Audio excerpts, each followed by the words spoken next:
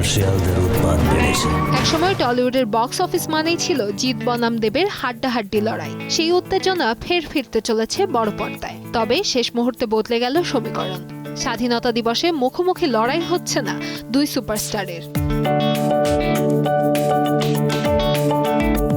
প্রথমেই ঘোষণা করা হয়েছিল আগামী 14 আগস্ট মুক্তি পাবে দেব অভিনীত বাইক অ্যাম্বুলেন্স দাদা।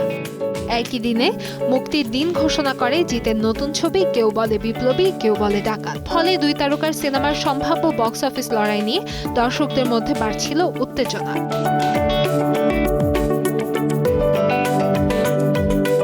2024 সালে বুমেরাংয়ের পর দীর্ঘ বিরতি কাটিয়ে বড় পর্দায় ফিরছেন জিৎ। পথিকৃৎ বসুর পরিচালনায় এই সিনেমাতে তিনি অভিনয় করেছেন চট্টগ্রাম অস্ত্রাগার লুণ্ঠনের অন্যতম বীর অনন্তলাল সিং এর চরিত্রে। সিনেমাটি প্রথমে মে মাসে মুক্তির কথা থাকলেও পরে সেই পরিকল্পনা বদলে যায়। স্বাধীনতা সংগ্রামের সাহসী যোদ্ধা আবার অনেকের কাছে ডাকাত, এই দ্বৈত পরিচয়ের আড়ালে থাকা এক জটিল মানুষের গল্পই তুলে ধরা হয়েছে এই সিনেমাতে।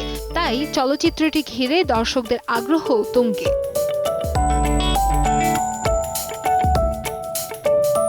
অন্যদিকে পদ্মশ্রী করিমুল হকের জীবন অবলম্বনে তৈরি হয়েছে দেবের বাইক অ্যাম্বুলেন্স দাদা। সিনেমার শুটিং ইতোমধ্যেই শেষ হয়েছে। দেবের সঙ্গে গুরুত্বপূর্ণ চরিত্রে দেখা যাবে রুক্মিণী মৈত্রকে। তবে নতুন সিদ্ধান্ত অনুযায়ী স্বাধীনতা দিবসে আর মুক্তি পাচ্ছে না এই ছবি। কেউ বলে বিপ্লবী, কেউ বলে ডাকাত। দেব এবং জিৎ দুই ছবিরই সহ প্রযোজনা করেছেন নন্দী মুভিজ। সাধারণত একই প্রযোজনা সংস্থার দুটি বড় ছবি একদিনে মুক্তি পায় না। সেই কারণেই দেবের সিনেমার মুক্তির দিন পিছিয়ে দেওয়া হয়েছে বলে মনে করা হচ্ছে। ফলে স্বাধীনতা দিবসে বড় পর্দা আপাতত থাকছে জিতের দখলে। আর দেবের সিনেমার নতুন মুক্তির তারিখের অপেক্ষায় থাকবেন অনুরাগীরা। কান্তাময়ী স্নেহা, সময় সংবাদ, ঢাকা।